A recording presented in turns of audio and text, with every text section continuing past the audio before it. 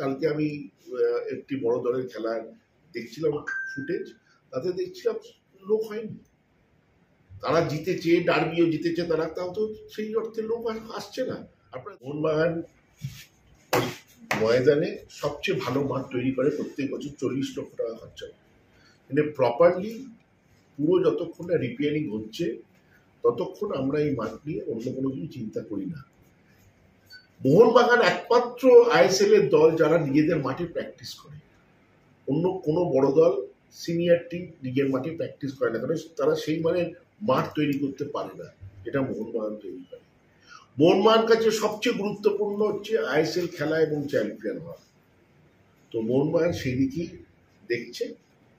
খেলা একটা আধটা হতেই পারে, কিন্তু যতক্ষণ না আমাদের মাঠ তৈরি হচ্ছে, আমাদের মাঠ প্রথম উদ্বোধন হবে 29শে জুলাই। মাঠ তৈরি হলে তারপরে আমরা দেখব।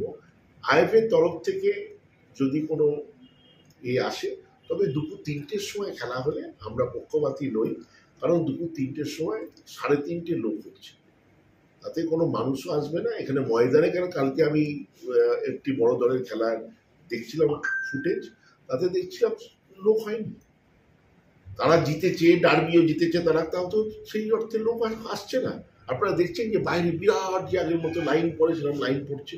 তার মানে ময়দানে এই কলকাতা লিগ দেখতে ময়দানে লোক আসছে না। সে আপনি ময়দানে করুন আর আপনার ঘরের মাঠে লোক আসবে না।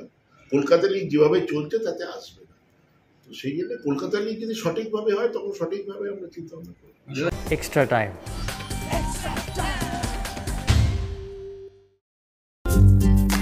লেটেস্ট নিউজ আর এক্সক্লুসিভ ভিডিওর সঙ্গে আপডেট থাকতে এখনই সাবস্ক্রাইব করুন আমাদের ইউটিউব চ্যানেল। বেল আইকনে ক্লিক করতে ভুলবেন না যেন।